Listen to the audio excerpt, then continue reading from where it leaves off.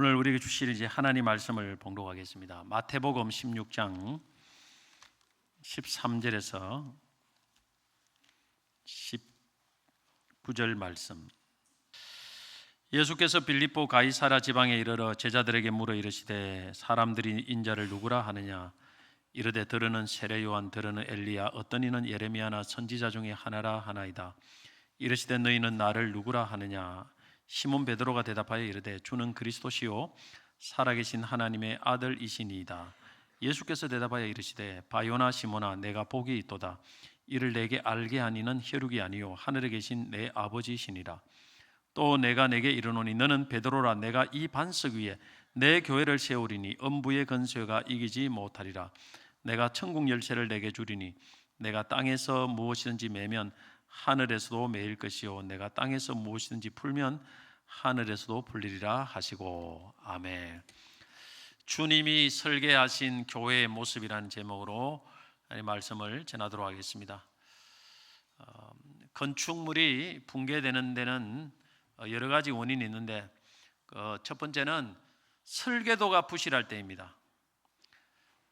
설계도가 부실하게 설계가 되면은 아무리 설계대로 잘 지어도 건물은 무너지게 됩니다. 그 예가 1994년 서울 성수대교 붕괴 사고입니다. 이 대교의 붕괴는 설계 오류 및 부실 시공이다 이렇게 말했습니다. 두 번째 붕괴 원인은 설계도는 완벽하지만은 설계도대로 건물을 짓지 않을 때 붕괴가 됩니다. 일종의 부실 시공이죠. 2022년 강주 화정 아이파크 붕괴 사고가 그 예입니다. 시공자가 작업의 편의를 위해 설계와 다른 방식으로 지지 구조물을 설치하며 부실 시공을 해서 결국 붕괴했습니다. 우리 건물을 짓다 보면은 이제 돈을 좀 아껴야 되겠다 생각하고 설계대로 안 짓고 싸구려 재료를 잡아내는 경우가 있고, 또 이 공기를 단축하려고 그냥 적당하게 설계대로 꼼꼼하게 시공하지 않고 부실 시공을 하는 경우들이 가끔 있습니다. 하나님의 교회도 많은 지역 교회가 무너집니다. 여러분은 뭐 잘 모르지만 1년에도 뭐 교회 문 닫는 교회가 뭐 어마어마하게 많습니다. 왜 무너질까요? 교회의 경우는 교회를 설계하신 분은 예수님입니다. 그래서 설계도는 완벽해요. 그래서 예수님이 설계한 대로 교회가 세워지면 절대 무너지지 않습니다. 그러나 오늘날 교회가 무너지는 경우는 예수님이 설계하신 그 교회의 설계대로 교회를 세우지 않고 부실 시공을 하기 때문에 그렇습니다. 그냥 설계대로 지으려고 하면 상당히 힘들어요. 사실은 굉장히 시간도 많이 들여야 되고 또 시간도 많이 또 들리고 그렇습니다. 그러니까 빨리빨리 하고 힘드니까 그냥 대충 그러다 보면 교회가 결국에는 시험이 오면 황창 무너지는 겁니다. 주님이 설계하신 설계대로 교회는 지어져야 됩니다. 이런 교회가 주님이 원하시는 교회고 기뻐하시는 교회고, 또 이런 교회가 세상을 변화시킬 수 있습니다. 우리나라가 일제치하에서 해방되고 강복을 맞고 이제 해외에 있던 이제 독립운동가들이 막 한국에 많이 왔는데 그 중에 또 김구 선생님이 서둘러 기쁜 마음으로 귀국을 했습니다. 당시 국내 상황이 뭐 상당히 좋지 않았지 않겠습니까? 그 당시에. 그래서 질서 유지를 할 수 있는 치안 시설이 굉장히 부족했습니다. 그래서 그 김구 선생 옆에 있던 사람들이 먼저 나라의 질서를 유지하기 위해서 경찰서를 추가로 건립해야 한다고 이게 건의를 했습니다. 이때 김구 선생님이 참 놀라운 말을 했어요. 어떤 말을 했느냐면은 경찰서 100개를 세우는 것보다 교회 하나를 세우는 것이 훨씬 더 낫네. 김구 선생님이 볼 때는 교회를 세워서 그 사내 말씀을 바르게 가르치면, 그러면 그 사람들을 변화시키면 그 사람들이 죄를 짓지 않고 나라를 바르게 세울 수 있고 질서를 유지할 수 있으니까 교회가 훨씬 낫다는 거죠.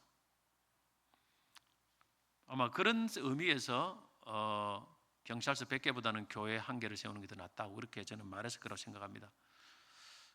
그러나 오늘날 어떻습니까? 교회는 많지만은 참 교회가 이 경찰서 100개보다 더 큰 역할을 하느냐는 거죠. 사실은 이 경찰서 100개보다 더 큰 역할을 하는 것이 당연합니다. 교회가 주님의 설계한 대로 교회가 세워지면 반드시 그런 일이 일어나는 거예요. 그런데 오늘날 우리가 주님이 설계하신 대로 교회가 세워지지 않기 때문에 참 교회가 힘이 없는 거 아닌가 생각을 합니다. 오늘 교회 설립 기념주일입니다. 우리 주님이 어떤 교회를 설계하셨고 어떤 교회를 세우시기 원하는가, 오늘 말씀을 통해서 한번 살펴보기를 원합니다. 먼저 이 오늘 말씀의 배경을 한번 살펴보면, 예수님께서 빌립보 가이사라 지방에 이르러서 제자들에게 한 가지 질문을 합니다. 사람들이 인자를 누구라 하느냐. 사실 우리 신앙에서 정말 중요한 건 예수님이 누군지를 분명하게 알아야 돼요. 이게 믿음의 기초입니다. 너가 예수님 누구냐? 너 예수님 누구냐? 세례할 때도 예수님 누구냐? 예수님 모릅니다. 믿음 없는 거예요. 예수님을 아는 것이 참 믿음입니다. 그러니까 제자들이 14절에 뭐라고 대답했느냐면, 들으는 세례 요한, 들으는 엘리야, 들으는 예레미야나 선지자 중에 하나라 하나이다. 세상 사람들은, 그 당시에 세상 사람들이 예수님 누구로 생각했느냐면 하나님 말씀을 잘 전하는 선지자, 지금 말하면 이제 목사님 정도, 그런 분 중에 하나님의 말씀을 잘 알고 전하는 분이다, 이렇게 생각한 거예요. 그래서 예수님이 제자들에게 재차 질문을 합니다. 그럼 너희는 나를 누구라 하느냐? 이렇게 하니까 예수님 제자 중에 한 분인 시몬 베드로가 이렇게 대답합니다. 15절. 시몬 베드로가 대답하여 이르되 주는 그리스도시요 살아계신 하나님의 아들이시니다. 일반 대중이 알고 있는 것과 예수님 제자인 베드로는 다른 대답을 놓았어요. 굉장히 예수님이 흡족했습니다. 마음이 흡족해서 11절에 뭐라고 했느냐면은, 바요나 시몬아 내가 복이 있도다. 이를 내게 알게 하니는 혈육이 아니요 하늘에 계신 내 아버지니라. 이 바요나라는 것은 요한의 아들이라는 뜻입니다. 그러면서 예수님이 반석 위에, 이 반석 위에 내 교회를 세울 것인데 그렇게 말씀하시고, 그 반석 위에 세운 교회에 두 가지 큰 권세를 줄 것이다. 첫째는 음부를 이기는 권세를 준다. 음부의 권세가 이기지 못하게 만들겠다. 둘째는 천국 열쇠를 주겠다. 그런 말씀, 오늘 본문의 내용입니다. 자, 이 말씀을 통해서 주님이 설계하신 완벽한 교회 5가지 모습을 살펴보겠습니다. 첫째는 예수님이 주인 되는 교회입니다. 자, 18절을 다시 한번 읽어보겠습니다. 또 내가 내게 이르노니 너는 베드로라.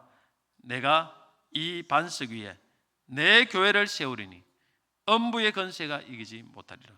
자, 주님께서는 뭐라 했습니까? 내 교회를 세우리니, 내 교회라고 말했습니다.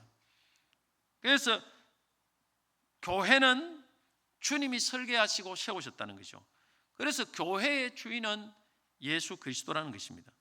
그래서 이 말씀은 교회는 그 주인이신 예수님의 뜻에 따라 움직이고 순종해야 된다는 거예요. 이것이 주님이 세운 교회의 모습입니다.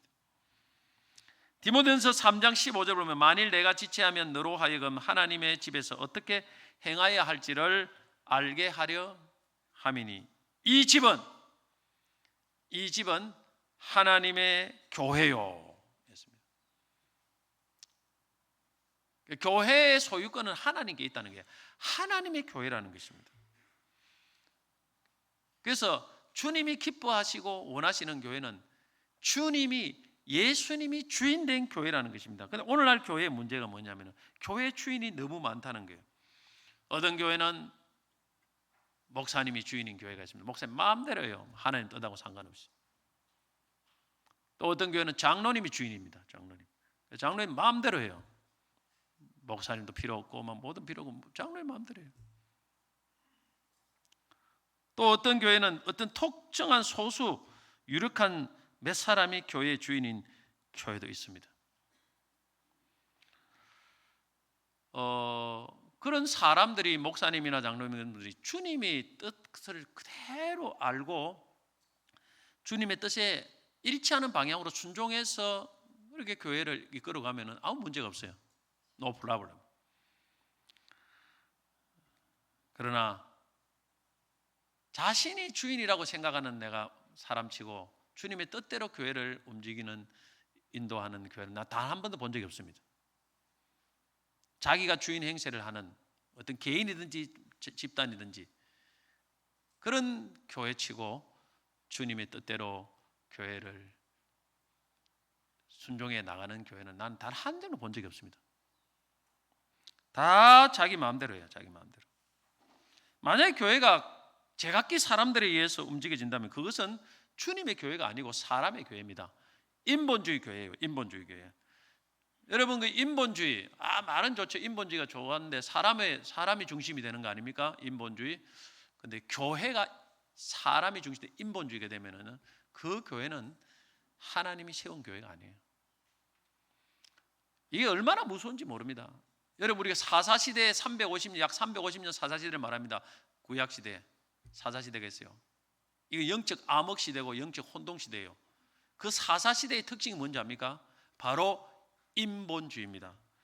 그 특징을 한 절로 딱 요약합니다. 사사기 21장 25절. 그때 이스라엘의 왕이 없으므로 사람이 각기 자기의 소견에 옳은 대로 행하였더라.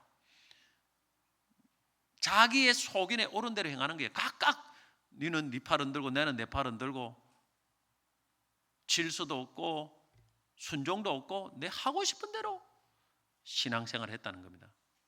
만약에 교회가 그렇다면 그 교회는 아주 영적으로 혼란한 교회, 사사시대와 같은 교회입니다. 주님이 이런 교회를 세우지 않았습니다. 설계하지 않았어요. 이런 교회는 어느 순간에 무너져 버립니다. 어느 순간에요. 한번 시험이 오면은 와장창 무너지는 거예요. 교회 이름 중에 주님의 교회라는 이름이 굉장히 많습니다. 한번 찾아보면 주님의 교회. 자, 왜 이런 이름을 지었을까? 사실은 교회는 그냥 다 주님의 교회예요. 주님이 주인된 교회라는 뜻이죠.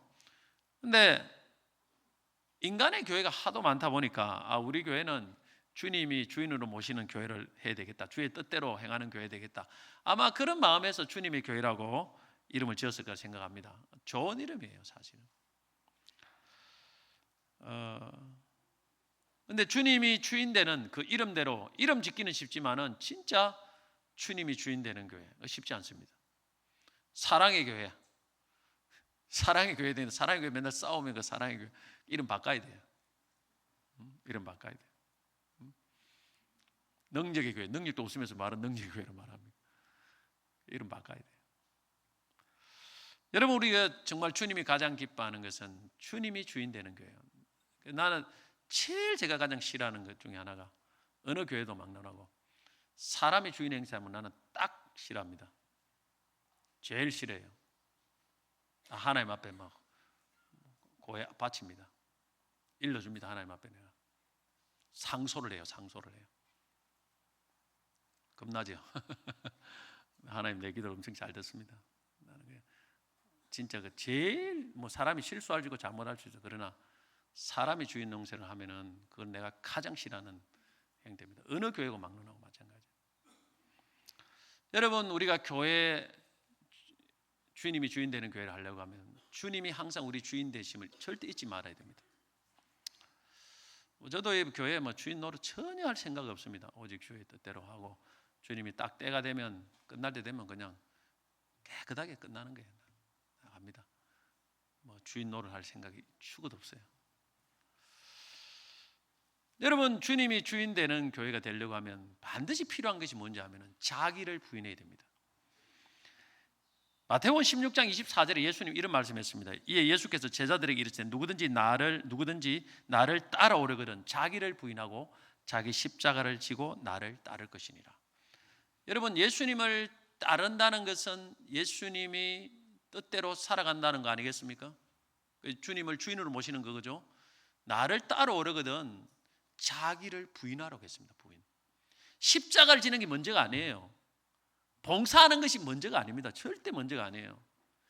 자기를 부인하고 그 다음에 봉사하라는 거예요. 헌신하라는 거예요. 제가 부인이 안 되고 봉사를 하면은 그것은 봉사는 잘했지만은 나중에 가보면 남는 게 하나도 없어요. 복이 하나도 없습니다, 여러분.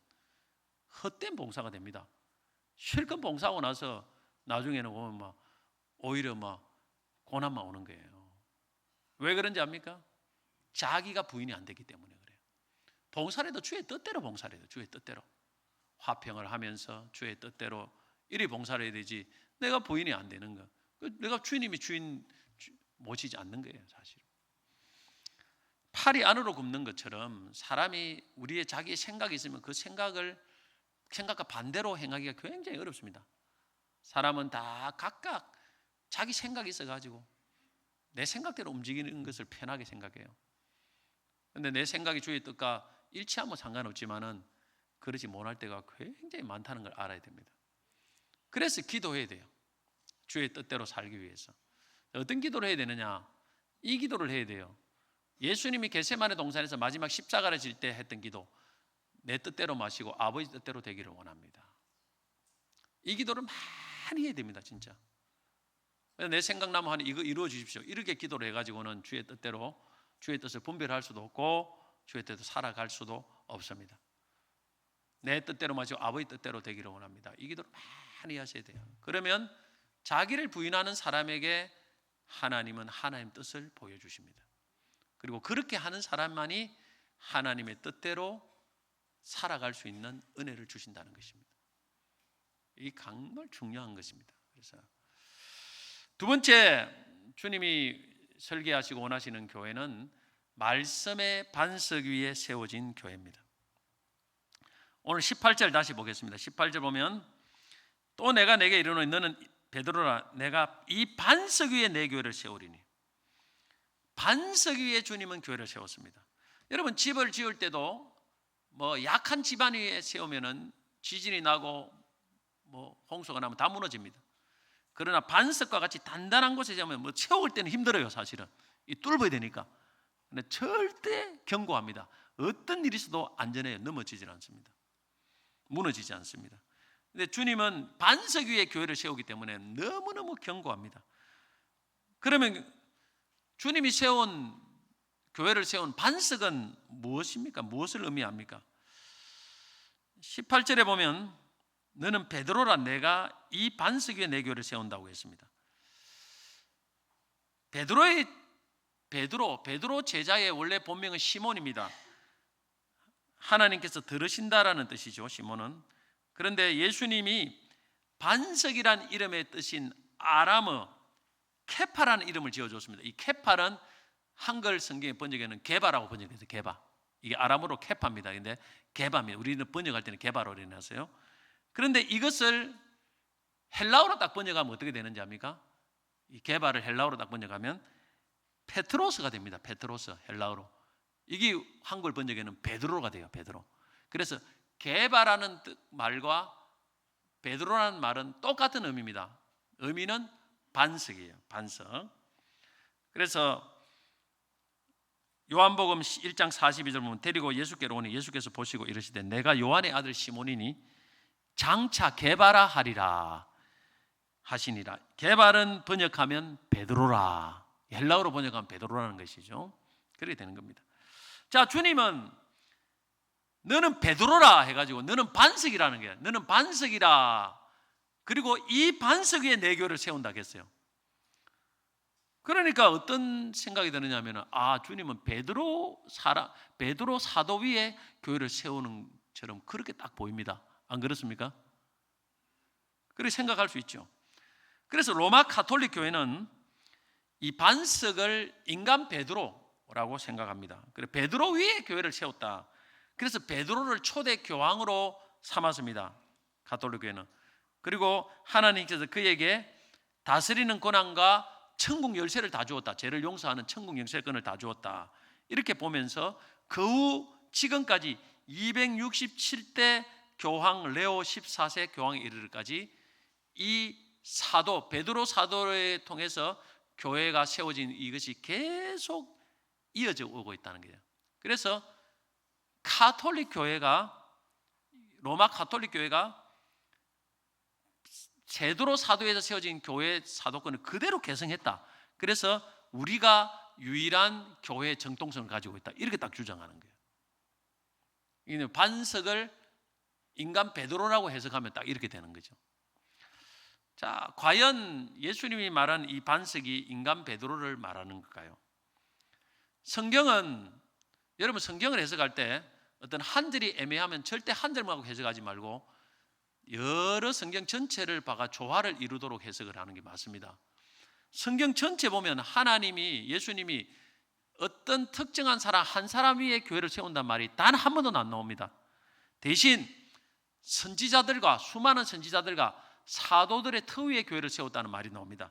에베소 2장 20절 보면 너희는 사도들과 선지자들의 터 위에 세우심을 입은 자라. 그리스도 예수께서 친히 모퉁이 돌이 되셨느니라. 그래서 인간 베드로 한 사람이, 다른 사도도 있는데 왜 베드로 사도에만 교회를 세우겠습니까? 성경 전체가 조화가 안 돼요. 그래서 이거는 잘못된 견해입니다. 만약에 인간 베드로에 세웠다고 하면 이게 반석이 되겠습니까? 베드로 얼마나 연약한데요. 예수 3번 부인하고 또 갈라디아서 보면 실수도 하고 했는데 그 어떻게 견고한 반석이 되겠습니까? 베드로는 될 수가 없어요. 그래서 사실 반석이라는 베드로의 말을 차용한 것은 사실 예수님이 이 교회를 진짜 흔들리지 않는 그런 교회를 세우겠다는 것을 그 어떤 보여주려고 강조하기 위해서 이렇게 한 거라고 보여집니다. 그래서 이 반석 위에 세웠다는 말은 한 사람 베드로를 말한 것이 아니라 문맥 전체를 보면 베드로 사도가 고백한 신앙 고백을 의미한다고 볼 수 있습니다.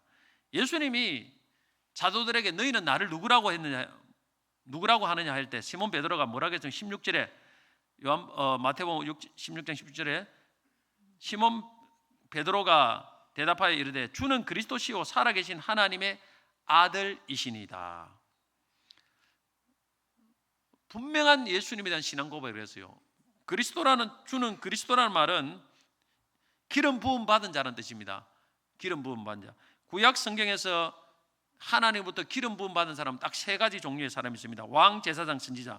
예수님이 이 3가지 직분을 다 수행하는 사람이라는 것이죠. 예수님은 만왕의 왕이시다. 그리고 제사장으로서 우리 인간의 죄를 대신해서 구원해 주신 우리의 유일한 구원자이시다. 그리고 그분은 하나님의 말씀을 그대로 전하는 선지자다. 이 3가지를 동시에 가지고 있는 분입니다. 다른 말로 왕으로서 우리의 유일한 구원자이십니다. 이런 말이 그리스도란 말입니다. 그리고 예수님은 하나님 아들이라. 단순히 인간의 아니고 사람만 아니고 하나님이라는 그런 뜻입니다. 자, 예수님은 베드로의 이 예수님에 대한 바른 신앙 고백을 듣고 이 반석 위에 교회를 세운다고 했습니다. 그러면 이 반석은 뭐냐? 문맥으로 보면은 성경적으로 성경에 기초한 예수님에 대한 바른 믿음, 신앙 고백, 이것이 반석입니다. 이게 성경 전체와 조화를 이루어요. 그래서 우리가 신앙 고백을 하려고 하면 성경대로 믿어야 될 거 아닙니까? 성경. 예수님은 어디서 알겠습니까? 성경 아닙니까? 예수님 말씀을 배워가지고 베드로가 알은 거 아니겠습니까? 그래서 성경, 하나님 말씀에 기초한 믿음이 바로 반석이라는 거예요. 그 고백을 듣고 예수님이 너의 성경에 기초한 믿음, 신앙 고백 위에 내가 교회를 세우겠다. 자, 디모데전서 3장 15절에 보면 잘 이것과 일치하는 말씀입니다. 만일 내가 지체하면 너로 하여금 하나님 집에서 어떻게 행하여야 할지를 알게 하려 함이니 이 집은, 이 교회입니다, 살아계신 하나님의 교회요 진리의 기둥과 터니라. 교회의 터는 진리입니다. 할렐루야. 진리는 말씀이죠. 그 진리의 가장 기초는 예수님에 대한 것입니다. 말씀, 성경 말씀. 그리고 그 더 핵심은 예수님에 대한 말씀이죠. 이것이 바로 반석입니다. 말씀 위에 세워진 교회는 흔들리지 않습니다. 말씀을 믿는 믿음 위에 세운 신앙은 흔들리지 않습니다. 세상의 복 위에 세워진 신앙은, 그거는 기복 신앙이라고 하고, 그거는 복이 없으면 그대로 흔들려요. 그거는 주님이 원하는 신앙도 아니에요.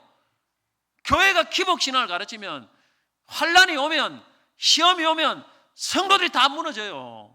교회 안 나와요. 예배 안 나와요. 아프다고 안 나오고, 어떤 사람은 조금만 아파도 안 나오고, 조금만 문제 있어도 교회를 안 나와요. 그러나 말씀 위에 세워져 놓으면 어떤 상황, 어떤 어려움이 있어도 하나님을 항상 바라보고 예배드리게 되어 있습니다. 이것이 바로 뭐냐면은 교회의 견고한 기초입니다. 내가 예수를 붙드는 것이 아니고 말씀이 나를 붙들고 천국까지 가는 거예요. 이것이 말씀 교회, 말씀 신앙입니다. 할렐루야. 이게 반석이에요. 여러분이 견고하기를 원합니까? 말씀 위에 서시길 바랍니다. 감정 위에 서면 안 돼요. 환경 위에 서면 안 됩니다. 사람 바라보고 서면은 흔들리게 돼 있어요. 무조건 하고. 어떤 교회는 사교 중심의 교회가 있습니다. 유람선과 같은 교회가 있어요. 늘 먹고 마시고 잡담하고 재미있는 신앙생활 하는 교회가 있습니다. 근데 말씀이 없어요. 잡담밖에 없어요. 하나도 말씀이 없어요. 그는 어느 순간에 비누 거품처럼 어느 순간 확 사라져요. 세상이 가도 똑같아요. 세상 교제도. 말씀이 중심이 돼야 돼요. 어떤 교회는 건물 중심의 교회에서 깨끗하고 멋있는 건물, 근데 정작 말씀이 없어요. 말씀 안 배워요. 편안하게 누리고 그래서 뭐 놀이하고 뭐 재미있고 즐기다가 가는 거예요. 아무리 사람이 많고 교회가 건물이 많고 좋아하고 돈이 많아도 말씀이 중심이 되지 않는 교회는 모래 위에 세운 교회입니다. 한 번 고난이 오고 문제가 오면요, 모래바람처럼 다 사라지는 거예요. 모래성처럼 다 사라집니다. 이 코로나 인해서 많은 성도들이 사라졌습니다. 사실 그분들이 정말 말씀 위에 내 신앙을 세웠다면 절대 그렇지 않습니다.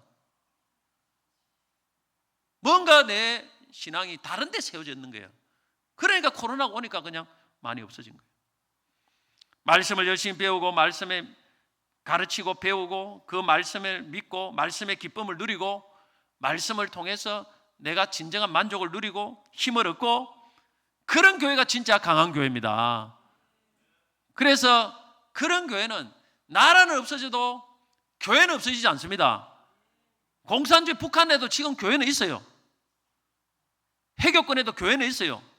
나라는 없어져도 교회는 없어지지 않습니다. 왜? 말씀이 없어지지 않느냐. 할렐루야. 이게 강한 교회 반석이에요. 어떤 것도 이거는 흔들릴 수 없는 교회입니다.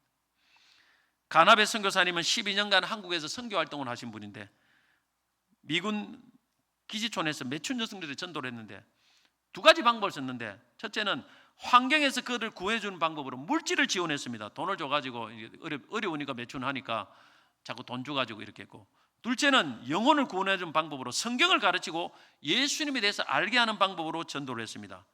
결과가 어떻게 나왔을까요? 첫 번째, 돈을 주어서 전도하는 방법을 하니까 많은 사람들이 다시 창녀가 다 되더라는 거예요. 다시 옛날로 돌아가더라는 거예요. 그러나 말씀을 가르치니까 그 방법을 했더니 대부분 창녀들이 새 사람이 되더랍니다. 창녀하는 걸 다 집어치우고 새로운 직업을 얻고.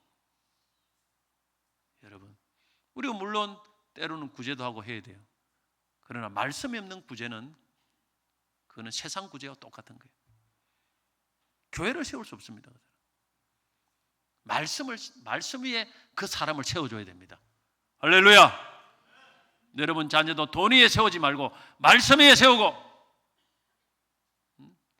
우리가 연약한 성도들도 말씀 위에 세워줘야 돼요. 그리고 기도해주고, 그래서 그들이 하나님 바라보도록 만들어줘요. 그것이 강한 성도로 만드는 길입니다. 물론 필요하면 또 구제도 해야 되겠죠. 세 번째는 주님이 세운 교회, 설계하신 교회는 은혜 위에 세워진 교회입니다. 베드로가 주는 그리스도시요 살아계신 하나님의 아들이라는 바른 신앙 고백을 하니까 예수님이 흡족히 여기면 뭐라고 말했습니까? 17절에 같이 한번 읽어보겠습니다. 예수께서 대답하여 이르시되 바요나 시몬아 내가 복이 있도다. 이를 내게 알게 하니는 혈육이 아니요 하늘에 계신 내 아버지시니라. 자, 너가 지금 예수님을 바르게 알고 믿는 것은 네 스스로 깨닫는 것이 아니고 하나님의 은혜다 이 말입니다. 그래서 교회는 하나님의 은혜 위에 세워진 거예요. 그 신앙 고백은 은혜, 신앙 고백 밑에 은혜, 하나님의 은혜가 있기 때문에 에베소 2장 8절에 보면 너희는 그 은혜에 의하여 믿음으로 말미암아 구원을 받았으니 이것이 너에게 난 것이 아니고 하나님의 선물이라. 하나님이 세우신, 주님이 세우신 교회는 은혜 위에 세운 교회입니다. 은혜는 뭡니까? 하나님이 값없는, 자격 없는 자, 죄인에게 주시는 선물과 호의를 말합니다. 그래서 여러분 은혜 중심의 교회는 모든 사람이 죄인이에요. 하나님 앞에 내가 은혜 받을 자격이 없다고 생각해야 돼요. 다 겸손해야 돼요. 내가 돈이 많아도 아이고 내 힘으로 된 거 이렇게 생각하면 안 됩니다. 다 하나님의 은혜입니다. 겸손해야 돼요. 우리 다 죄인이에요. 받을 자격이 없어요. 두 번째는 하나님 받은 은혜 때문에 늘 범사에 감사합니다. 이것도 감사, 저것도 감사, 이것도 감사, 저것도 감사. 항상 감사해요. 이게 은혜 위에 세워진 교회의 특징입니다. 셋째는 항상 하나님의 은혜만을 사모하고 바랍니다. 그래서 기도해요. 왜? 하나님 은혜를 사모하니까. 그래서 겸손이 있고 감사가 있고 쉬지 않는 기도가 있는 이 교회가 은혜 위에 세워진 교회고, 여러분 강한 교회입니다. 은혜 위에 세워진 교회는 정말 강합니다. 디모데후서 2장 1절, 내 아들아 너는 그리스도 예수 안에 있는 은혜 가운데서 강하고, 여러분 겸손하고 늘 감사가 넘치고 기도가 넘치면 이 사람 강한 거예요. 돈이 있다고 강한 게 아니에요. 이 사람은 정말 하나님이 붙들고 있는 사람입니다. 붙들고 있는 교회입니다. 할렐루야. 그런데 은혜 위에 세워지지 않으려고 반대가 뭘까요? 은혜의 반대는 자기 힘이에요. 힘과 능력, 인간의 지혜와 힘. 여기에 세워져 버리면 어떻게 되느냐 하면은 다 이 잘한 사람도 있고 못한 사람도 있고 부자도 있고 가난한 사람도 있고 판단하게 돼요. 정죄하게 되고 나누게 되고 구별하게 되고, 그러면 교회가 하나 되지 못해요. 그래서 기도 안 합니다. 왜? 내 힘으로 얼마든지 할 수 있는데, 내 돈 가지고 병 나면 병원에 가고 돈으로 다 해결하는데 감사 안 합니다. 감사가 약해요. 하나님 주신 은혜가 얼마나 큽니까? 감사 안 해요. 내 힘으로 했다 생각하니까. 그러니까 인간 중심의 교회가 될 수밖에 없어요. 저는 교회가 뭐가 해야 된다면 사실 여러 가지가 있지만 교회는 감사가 넘쳐야 돼요. 감사가, 은혜가 넘쳐야 돼요. 조만한 일에도 아이고도 감사합니다. 이래도 감사, 저래도 감사. 이게 막 늘 감사, 이게 막 감사할 게 너무 많아가지고 매주 올 때마다 이렇게 감사할 게 너무 많아요. 너무 감사. 또 설립기념제에 또 감사, 또 이래서 또 감사, 뭐도 감사. 이게 뭐냐면은 은혜 중심의 교회입니다. 은혜가 은혜 위에 세워진 교회예요. 할렐루야. 오늘 여러분 감사가 넘치고 기도가 넘치는 우리 성도가 되시기를 축복합니다. 네 번째, 주님이 설계한 교회는 음부의 근세를 이기는 능력 있는 교회입니다. 자, 18절 같이 한번 다시 읽겠습니다. 또 내가 내게 이르노니 너는 베드로라. 내가 이 반석 위에 내 교회를 세우리니 음부의 근세가 이기지 못하리라. 주님이 세운 교회는 음부의 근세를 이기는 교회, 능력 있는 교회입니다. 음부란 말은 헬라어로 하데스인데 지하세계 죽은 자의 거처를 말합니다. 음부란 말하면 죽음이에요. 죽음. 음부의 근세는 죽음의 근세입니다. 근세라는 말은 대문이에요. 죽음의 문이, 대문이 열려 있으면 안 들어갈 사람 누가 있습니까? 히브리서 9장 27절, 한 번 죽는 사람에게 정해진 것, 그 후에는 심판이 있으리니. 이 세상에 있는 근세 중에 어찌 보면요 가장 강한 근세라고 볼 수 있는 건 죽음이에요. 안 죽은 사람 없잖아요. 아무도. 다 죽음을 두려워합니다. 부자도 죽고 뭐 권력자도 죽고, 죽음 앞에는 누구도 예외가 없어요. 그만큼 이 근세가 강합니다. 죽음 뭐 때문에 옵니까? 죄 때문에 온 거예요. 죽음 후에 뭐가 갑니까? 지옥 가는 거예요. 그러니까 죄와 죽음과 지옥은 같은 거예요. 같은 근세를 가지고 있어요. 이걸 이길 사람이 아무도 없습니다. 세상의 방식으로는. 그런데 교회는 이깁니다. 교회 안에 들어오면 죄를 이기고 죽음을 이기고 지옥을 이기는 근세가 있습니다. 할렐루야. 왜냐하면 교회 안에는 예수의 피가 있기 때문에 그래요. 여러분이 출애굽할 때 이스라엘 백성들이 출애굽 전에 1년 된 양과 염소의 피를 이렇게 집 밖에 이렇게 문에 바르면 그 바른 피를 바른 집은 하나님이 심판하지 않고 지나갑니다. 6월 패스오버하죠. 그런데 피를 바르지 않는 애굽 사람들은 전부 장자를 다 죽여서요. 죽음의 근세를 피할 사람 아무도 없습니다. 오늘 교회에는 예수의 피가 발라져 있습니다. 오늘 여러분의 심령에, 여러분의 영혼에 예수의 피가 발라져 있다면 오늘 우리는 죽음의 근세가 우리를 피합니다. 할렐루야. 죄의 근세가 우리를 이기지 못합니다. 지옥의 근세가 우리를 무너뜨릴 수 없습니다. 음부의 근세를 이긴 교회는 능력 있는 교회입니다. 가장 강한 권세를 이겼으니까 이 세상의 다른 것들은 아무것도 아니에요. 사실은 주님이 세운 교회는 능력 있는 교회입니다. 영권이 있는 교회예요. 엄청난 권세를 받았습니다. 주님으로부터. 마태복음 10장 1절에 보면 예수께서 그의 12제자들을 부르사 더러운 귀신을 쫓아내며 모든 병과 모든 약한 것을 고치는 권능을 주시니라.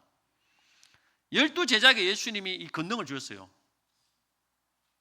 그러면 12제자 안에 위에 교회를 세웠어요. 교회도 똑같은 권능을 주셨어요. 사실은 귀신을 쫓아내고 병을 고치고 또 약한 것을 고치고 또 가장 중요한 지옥에서 천국으로 인도하는 모든 걸 주셨어요. 이걸 해야 됩니다. 교회가. 능력이 없는 성도, 능력이 없는 교회는 부끄러운 거예요. 사실은 하나님이 이미 권세와 능력을 주었는데 왜 이 교회가 능력이 없습니까? 믿음이 없기 때문에 그래요. 그리고 기도하지 않기 때문에 그래요. 그래서 능력이 이미 주었다고 해요. 주었는데 안 나타나는 거예요. 그게 나타나지 않는 거예요. 능력이 없는 게 당연한 게 아닙니다. 정말 우리가 예수를 믿는 믿음을 굳게 하고 기도를 열심히 하다 보면요, 반드시 자기도 모르게 능력이 나타나게 돼 있어요. 교회에 나타나게 됩니다. 김익두 목사님은 옛날에 평양의 유명한 깡패입니다. 그런 깡패가 예수 믿고 나서 어느 날 사도행전 3장에 나오는 성전 미문에 앉아 구걸하는 안전뱅이를 사도 요한과 베드로가 일으켰지 않습니까? 건강하면 내게 얻거니와 예수 이름으로 명하노니 일어나 걸으라 했지 않습니까?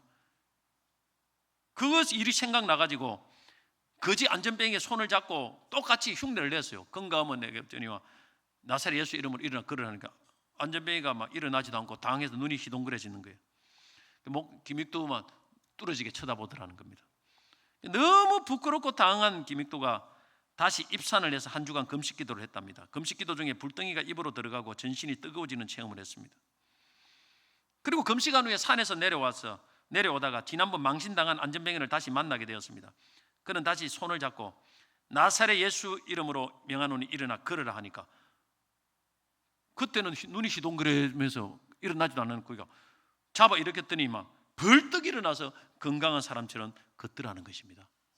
그래서 김익도 자신도 놀라고 안전뱅이도 놀라고, 이것이 김익도 목사님의 첫 번째 신유 기적이랍니다.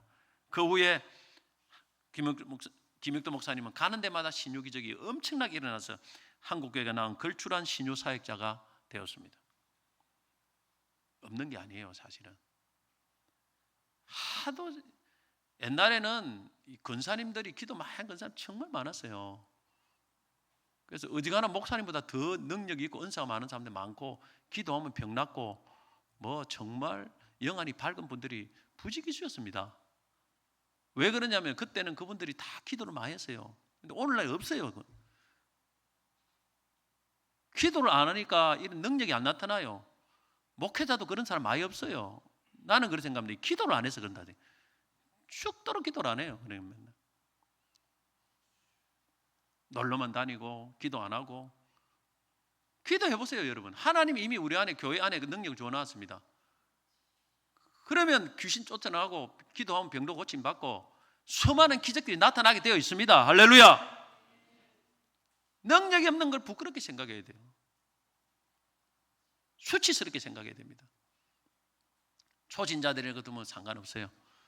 그러나 목회자들이 능력이 나타나지 않고 중직자들이 그런 게 부족하다는 것은 내가 얼마나 게으르게 신앙생활을 했는가, 이걸 우리 생각해야 돼요. 저도 하다 보면 자꾸 기도하다 보면 어느 순간에 나타나게, 나기도 모르게 나타나게 되어 있습니다. 기도하다 보면 나타납니다. 하나님께서 기도하다 보면 병도 치료되고 뭐도 하고 우울증도 낫고 뭐도 낫고 하여튼 다양한 것들이 하나님 역사에는 귀신도 떠나가고 돼요. 이 세상 음하고 나비록 약하나 늘 기도 힘쓰면 큰 권능 얻겠네. 할렐루야. 우리는 능력 있는 교회가 주님이 세운 교회입니다. 세상에 안 되는 문제도 교회 가보자, 기도 한번 받아보자, 치료된다, 회복된다, 고침받는다, 그렇게 말을 할 수 있어야 돼요. 사실은. 그리고 실제 그런 일이 일어나고 있고, 목회자만 그런 것이 아니고 우리 성도 안에도 구역 안에도 이런 능력이 나타나야 됩니다. 다섯 번째, 마지막으로는 주님이 설계하신 교회는 구원의 복음을 전파하여 천국 문을 여는 교회입니다. 19절에 보면 같이 읽겠습니다. 19절 내가 천국 열쇠를 내게 주리니 내가 땅에서 무엇인지 매면 하늘에서도 매일 것이요 내가 땅에서 무엇인지 풀면 하늘에서도 풀리리라. 자, 교회에 예수님의 천국 열쇠를 맡겨놨습니다. 이 천국 열쇠를 가진 교회가 주님이 세운 교회입니다. 보통 열쇠는 청지기로 임명된 자에게 주어지는 것으로 창고 관리에 대한 정권을 위임하는 표시입니다. 그래서 이 창고 문을 열고 닫을 수 있는 권위를 상징합니다. 애굽의 총리가 된 요셉은 애굽의 모든 정권을 가져요. 천국의 열쇠를 가졌다는, 주님이 맡겼다는 것은 천국의 문을 열어가지고 천국 들어가게 만들 수 있고 잠글 수도 있는 권한을, 모든 권한을 교회에 주었다는 거예요. 예수님이. 어마어마한 권한 아닙니까? 근데 어떻게 그걸 할 수 있느냐? 복음을 전파해야 돼요. 복음을 전파하면 천국 문을 열리는 거예요. 복음을 전파 안 하면 천국 문을 잠가 놓는 거예요. 이 권한을, 천국 열쇠 권한을 교회에 맡겼습니다. 그래서 복음을 전파하라고 말했습니다. 그래 천국 문을 열어라. 마가복음 16장 15절 16절 보면 또 이르시되 너희는 온 천하에 다니며 만민에게 복음을 전파하라. 믿고 세례를 받는 사람은 구원을 얻을 것이고 믿지 않는 사람은 정죄를 받으리라.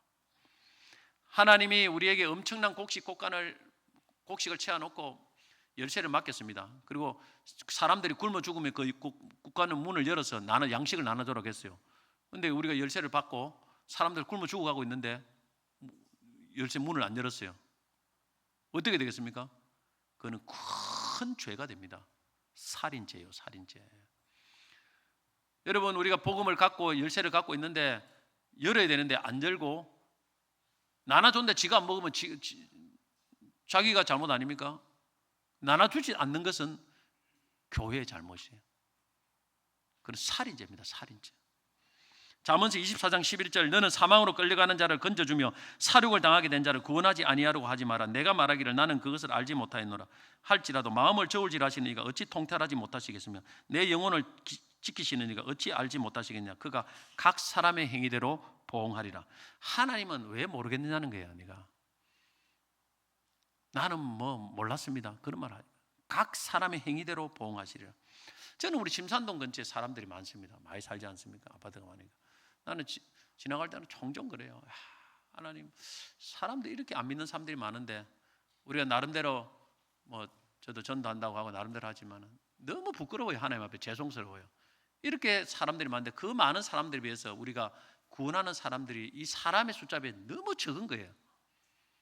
너무 안 믿는 사람들이 많고 그런데 밤낮으로 해도 모자랄 판인데 너무 참 부끄럽고 죄송스럽습니다. 그 마음이, 안타까운 마음이 너무 많이 들어요. 천국 열쇠를 우리에게 주셨는데 이거 왜 가만히 갖고 있습니까? 저는 이게 집회를 전도 부흥회를 하면 목사님들에게 해요. 목사님 매일 전도하면 열심히 하면 1년에 한 명 하겠습니까? 못 하겠습니까? 다 한다 해요. 한 명은 하겠다는 거예요. 좋다. 한 명 못 하면 그래 2년에 한 명 치자. 매일 넣는다고. 2년에 한 명. 그럼 10년 하면 20년 목회를 하면 2년에 한 명 10명 아닙니까? 목사님 10명, 사모님 10명하고 20년 되면 그 교회 20명은 목사님 사모를 통해서 전도돼야 될 거 아닙니까? 내게 도전을 줍니다. 그럼 목사님들 어떤 사람들 매일 전도하는 사람 생겨나요. 사모님도 매일 전도. 그래서 저는 참 이 생각, 제가 솔직하게 내 개인적으로 목사라서 그런 게 아니고 우리 성도들이 회개는 내가 부끄러움을 알 때 회개가 시작됩니다. 당연한 게 아니에요.